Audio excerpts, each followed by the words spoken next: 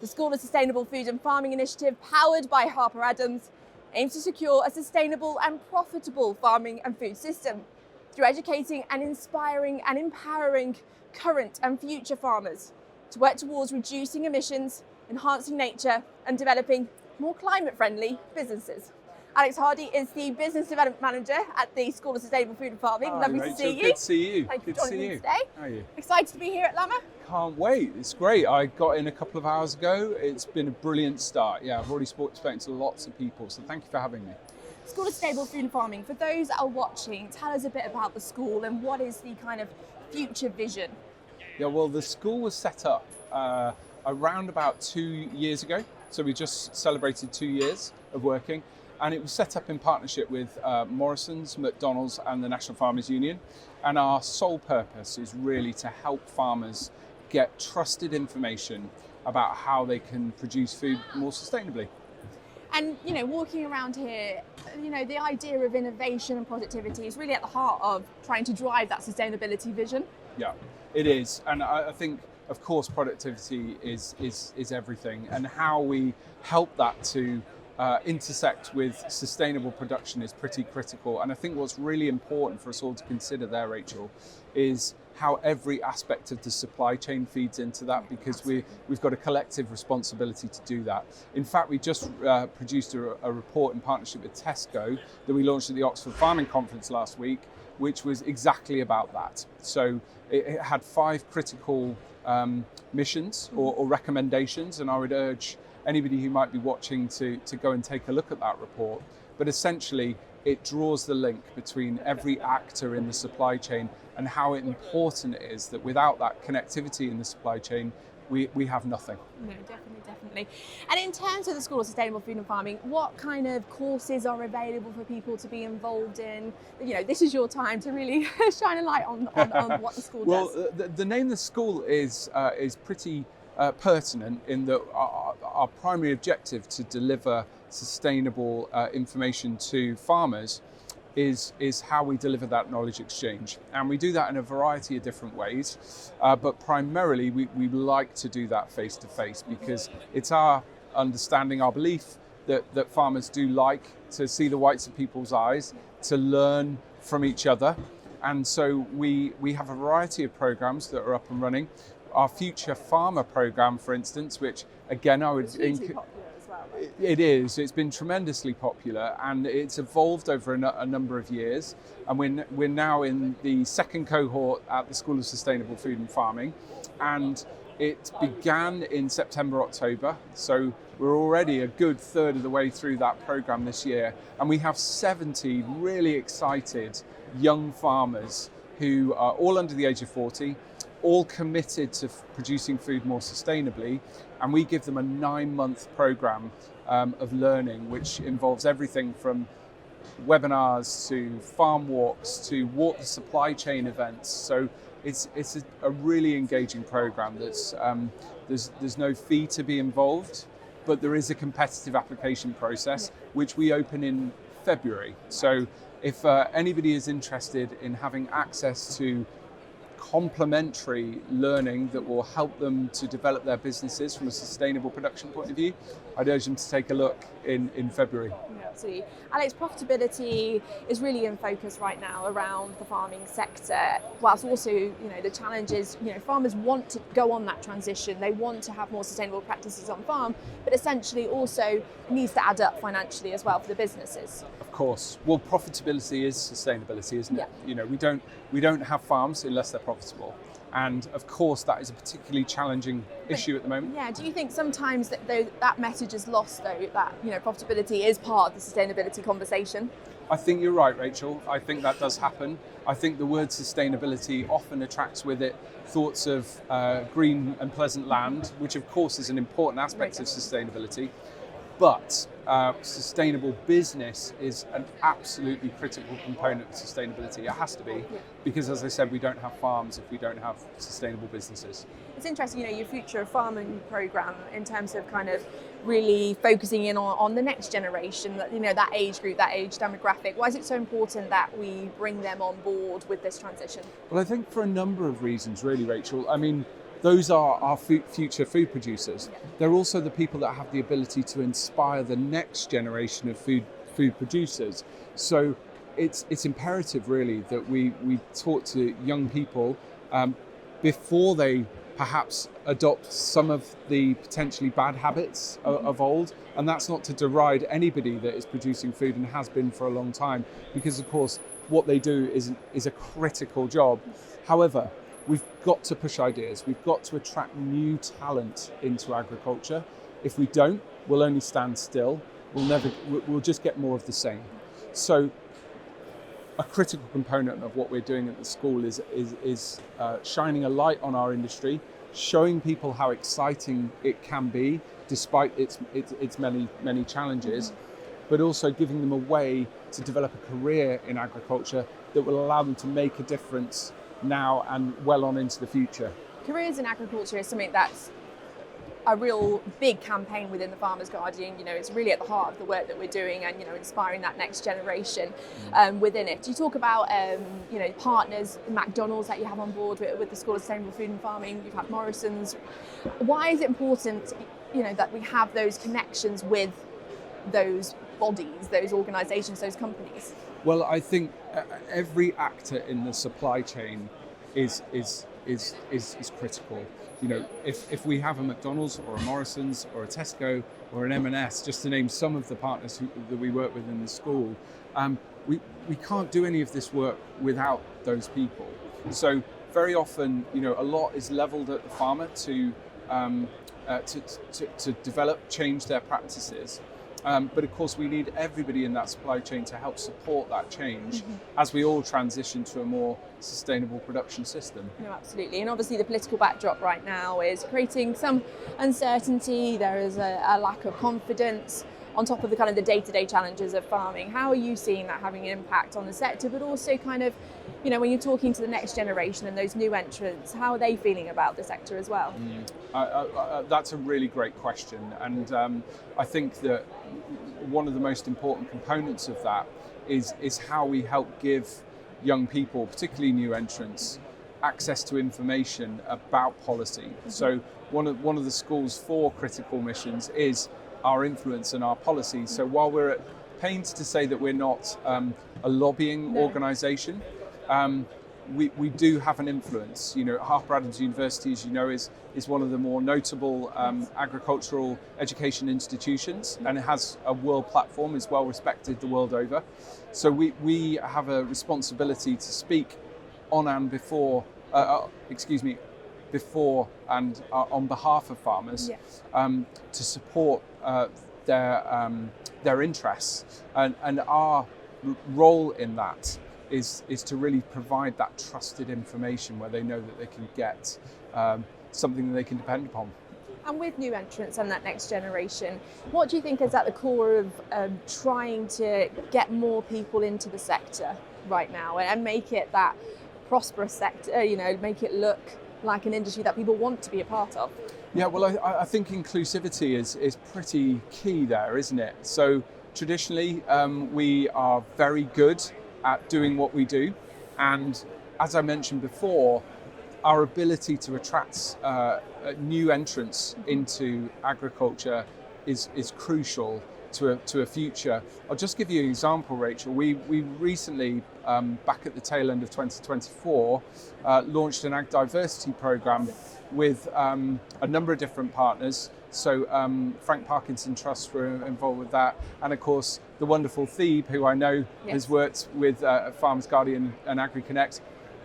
And we launched that to help support farmers to upskill themselves with how they can drive diversity on their farms. So what's lovely about that is that for a small administration fee, they can log on, complete a course in under 2 hours that will allow them to become part of a network of businesses that have committed to diversity and inclusion on farm, which I think is really vital. And that word networking and sharing knowledge and best practice, I think is, you know, really at the core of trying to support farmers of all generations, of all demographics, to kind of continue on this transition towards net zero? Yeah, of course, and networks are everything. We at the School of Sustainable Food and Farming know that what the power of our founding partners brings to the school is that wider network. In fact, that's really what Harper Adams as a university was predicated on, which was we need a network. Yeah. And what Harper Adams can do for you is give you a network. So whether it's careers, whether it's getting advice, whether it's looking for other aspects of learning that can impact your farm, then that's why Harper Adams is so important, and why I think the school was so best placed at Harper Adams. And I guess it's getting away from that narrowed vision within agriculture that there's only one career. It's expanding. There's so many different opportunities that you can get within the sector. Exactly, and so many job right, opportunities, Rachel. and it's just getting people to understand that. And I guess education, and we've been speaking about it here, at Lamma, and it's a big part of the Farmers Guardian campaign in terms of getting, agriculture within schools on the curriculum, an important part and an early stage to try and recognise that it is a career that anyone can go into if they want to. Quite right.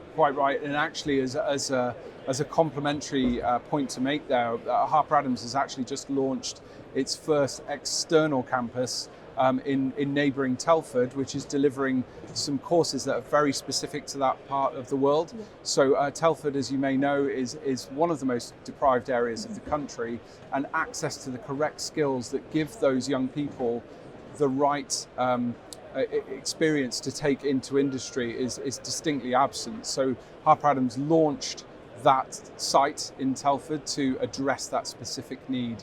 But to talk about your point about careers in agriculture, I think it's really vital that we all have a part to play. Absolutely. And I think that's why at Farmers Guardian, we are really, really behind trying to get this campaign out there, because it's an important message to send out to those young people at school. Yeah, and how we make it as accessible as possible is really vital. So there are a number of things we can do there, whether it's opening up our farms. I was talking to some of our future farmers this week about how they can be advocates for the industry, how they can show people that wouldn't necessarily have ever been involved in agriculture that it's a viable, exciting, vibrant, rewarding career.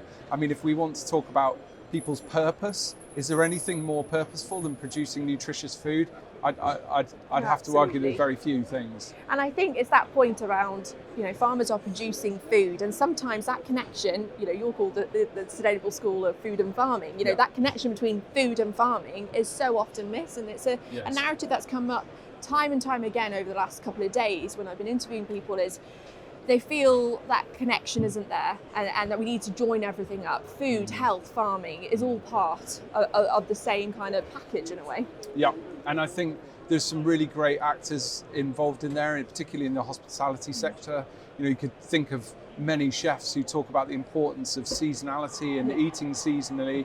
That is, of course, another critical component of sustainable production. Yeah. But I think you're absolutely right, Rachel. It's such an enormous topic, and I think the more that we talk about it, and the more the likes of Farmers Guardian do in this great work about showing off agricultural careers, will get us to the place we want to be, and it won't be a quick job. No, absolutely. And also there's a lot of emphasis right now in terms of public procurement and trying to get homegrown British food within our public services as well, which is another big challenge to kind of undertake. Yeah, enormous challenge, and I know that's a somewhat political hot potato, isn't it?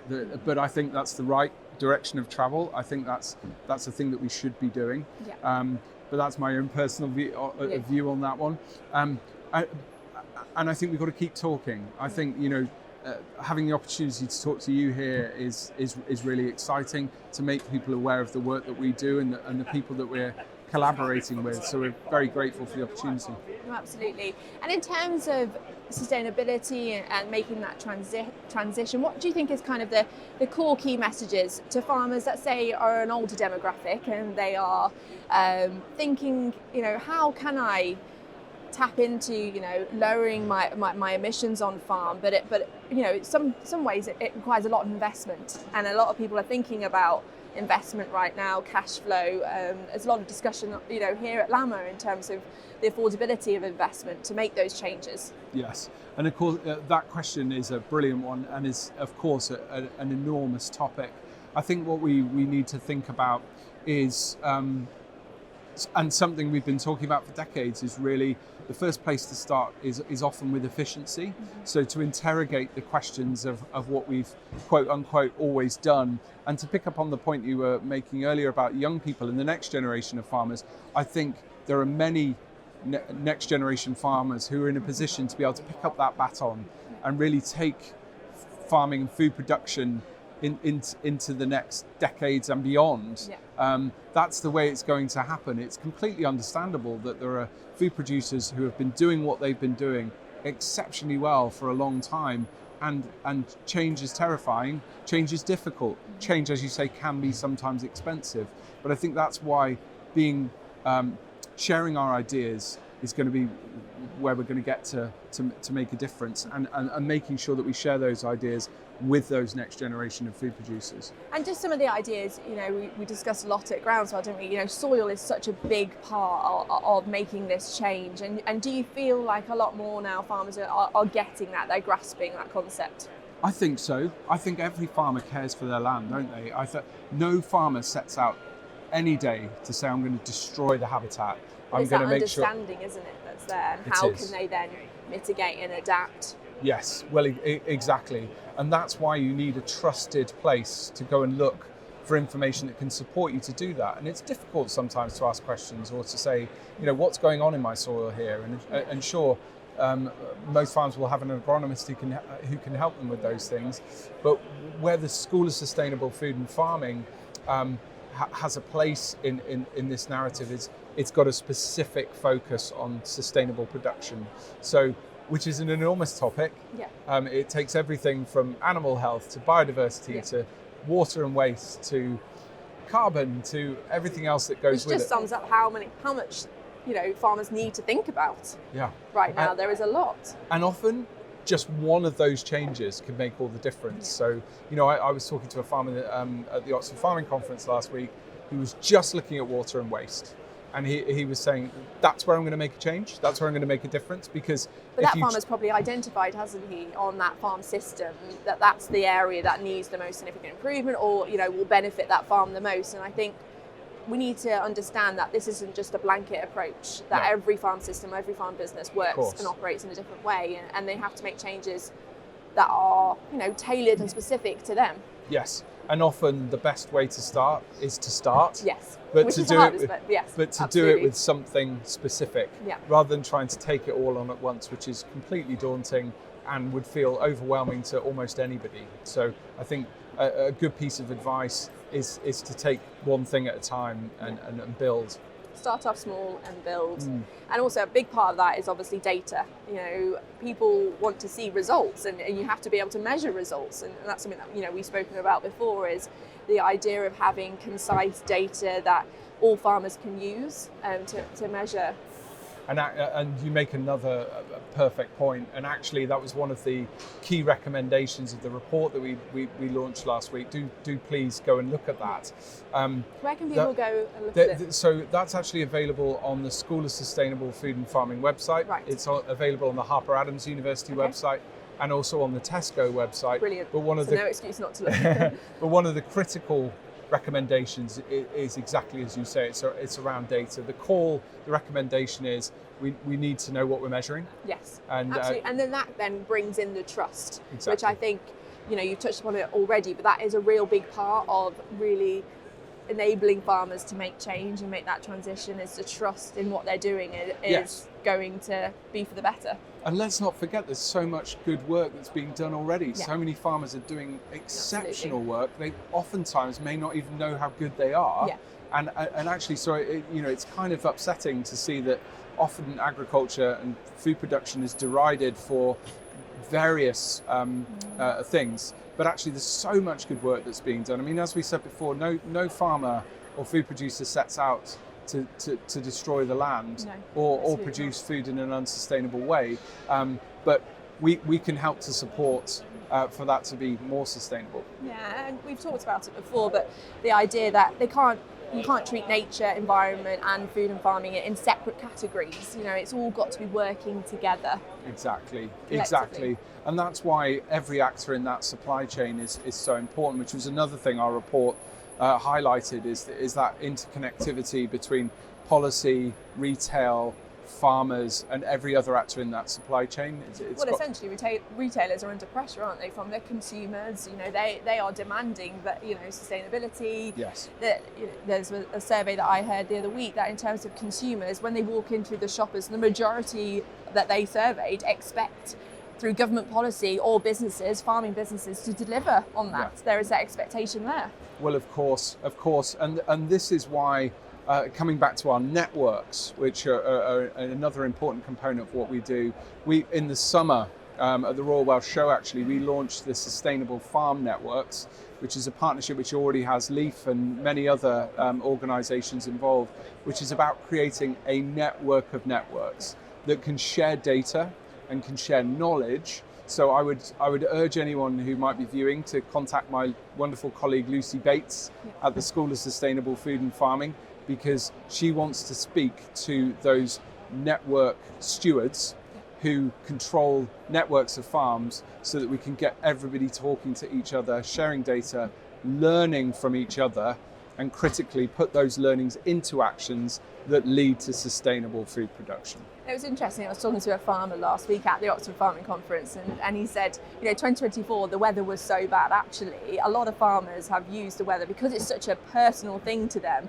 They've personally seen how it's impacted their farm, and that's almost given them the wake-up call. They didn't need anything else bar the weather changes. And as we start to see more, you know, and those weather events we know are going to become more prevalent, aren't they? And they'll clobber us, you know. And as was demonstrated, as you say, one of the wettest and hottest, in fact, officially the hottest year on record. So one of the most challenging times to be producing food. No, absolutely. And you know, it's very easy to be a bit negative, a bit doom and gloom in kind of what's going on right now. But there is so much things to be positive about, and you know, there's so much opportunity. And I just kind of wanted to get your sense of where you see the future vision of British agriculture. Yeah, well, that's a big question. It's a big question. Really big question. And I think that the future is in that connectivity between all of us. As I said, I think that everybody in the supply chain has a role to play in this, and I think government can support us to do that with the right interventions, with the right listening, the right opportunity, the right funds to help us to do it.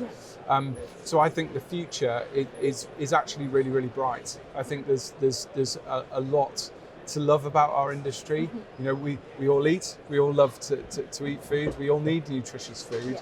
And so I think as we develop new technologies, new ideas, new ways of disseminating information, we'll be able to take us on now into the future with hopefully a vibrant, profitable food system. No, absolutely. And in terms of the School for Sustainable Food and Farming, how do you see the future vision, the direction? Well, the school, as I mentioned, has 4 strategic objectives. So the first is to attract new talent, as I mentioned before, into agriculture. The second is to upskill the current workforce, so give people who have already been working in agriculture, maybe 5, maybe 10, maybe 50 years, give them access to information that helps to support the transition. But in terms of kind of new programs, new initiatives, where do you see kind of it evolving the school? Yeah, well, I think we've got a number of things that are coming up. Some of them I can talk about, some of them I can't. Top secret. Exactly. We're involved with the Lunds project, which is a piece of work that will be pretty transformative. I think we were reading only this week about opportunities with the government to adopt fund, which I think is really exciting. And that's been received very positively from the conference. Exactly. So I think there's a lot to be excited about, Rachel, and I think the future of the school will be in bringing that next generation into agriculture and onward into agriculture, helping the people that already operate in agriculture, and then developing with partners policy, that takes us on into the future. And I guess that next generation, if they're adopting practices, they're learning, there's the hope that they will pass that on to their father or grandfather that they may well be farming with on the farm, and there's that shared learning. Is that the kind of Exactly, yeah, and I think ambition? that dissemination between family farms and between neighbouring farms, which is why I mentioned the sustainable farm networks. We can all learn from each other, and sometimes that's difficult or it feels counterintuitive. But if we think about it pre-competitively for the greater good, then actually there's an enormous amount that we can do just by talking to each other. So I think if the school has another purpose, it's to open up that conversation, sort of democratise that learning to help support the sustainable production into the future. There's certain sectors, dairy, that are getting a bit of a hard time at the moment. And in terms of kind of, giving the right messages out there in terms of sustainable, dairy practices, regenerative practices happening on dairy farm, how are you doing that at the school? Well, it's the Wild West out there online, isn't it, Rachel? A lot of misinformation too that needs to be tackled. An enormous amount of misinformation. And I don't know, if we had Mark Zuckerberg and Bezos and Elon Musk in front of us, perhaps we could have a conversation. But misinformation because it is damaging. You have to agree that people see and consume and believe that information, and I guess then the responsibility sits back on the farmers to then try and counteract that, and organisations representing farmers as well. We shouldn't be. There's a social contract, isn't there, that exists, and when some of these challenges come to our industry, there is a problem with the social contract that exists. Yeah. I think misinformation is absolutely at the root of that. The democratization of the internet is largely responsible for that misinformation.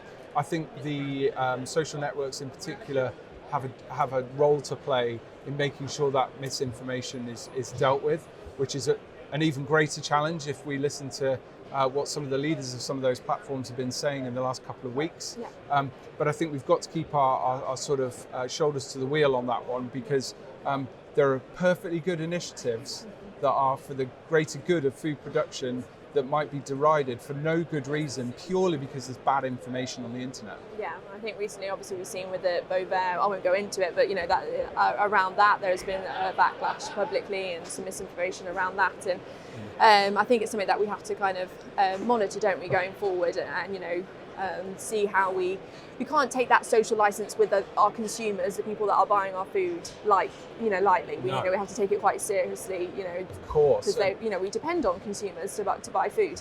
Yeah, and they will tell us what they want, and that's largely being driven by a real interest in nutrition, which I think is a good thing. Yeah, absolutely. Especially when you consider, I heard our colleague from the Food Foundation at Oxford Farming Conference last week talking about some horrifying statistics around food and nutrition and how many of us are not getting enough food. I mean, which seems obvious, It seems, when we say we need to link health with food and farming. Yeah. I don't know, as a farmer's daughter, it seems very obvious to me that link should be there, but it's how we make that possible. Quite right, and I think there are some examples of some great companies that are doing some really interesting work. So a company that leaps very quickly to mind is UPP, who are based at the Agritech Centre in Edgemont, right next to Harper Adams University. They're doing some wonderful things. They have a machine that would be very at home at Lamma, actually, that harvests broccoli in a way that is far more sustainable, because it takes more of the plant out of the ground than it did before. Yeah. The other part of their business is around how they turn some of those broccolis into a sugar extract, a pulp, and then another product. So they have 3 products from the surplus products that can then go into a nutritious food system. So I think we need more of that. Yeah. I think that's really exciting. We need to be shouting about that as well. We need to be shouting about it. And I think it's that kind of technology that's also really exciting to young people. And obviously here at Lamma today, we are surrounded by so much innovation, big shiny kit, so much technology. It really is at, the heart of this show, and a real important part of the sustainability journey and vision going forward. Yeah, and machines are often thought of, aren't they, as agriculture? Agriculture and machinery are very interlinked, and I think what companies like UPP are doing is really almost giving those machines an entirely new purpose, a new mission, a new identity. Yeah. There are actually doing great stuff. I mean, like I said, they have a broccoli harvester that will take more of that plant out of the ground, so we're not wasting as much. And actually, what would have been surplus products can now become a nutritious foodstuff, which I think is really exciting. And we need to continue driving that innovation too. Before you go, Alex, for anyone watching this now or later on, in terms of joining the school, what would be your main message if people are thinking about it?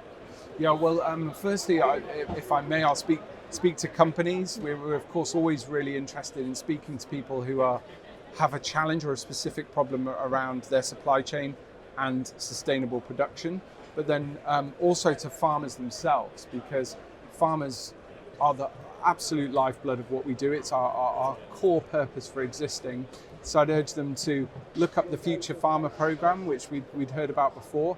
I'd urge them to take a look at the report that we produced in partnership with Tesco, launched at Oxford Farming Conference last week, available on our website. And also just drop us a note and follow us on social media. So we do have a presence on LinkedIn, Instagram and Twitter for now. So do connect with us and help us to produce the next generation of farmers who will produce food more sustainably. And of course, you know, here at Farmers Guardian, Agriconnect, we want to continue that partnership with the school as well going forward, and Harper Adams as well. Yeah. Alex Hardie, thank you ever so much for your time. Enjoy the rest of Lamma. Thank you for having me. Thank you. Take care. Thank you very much.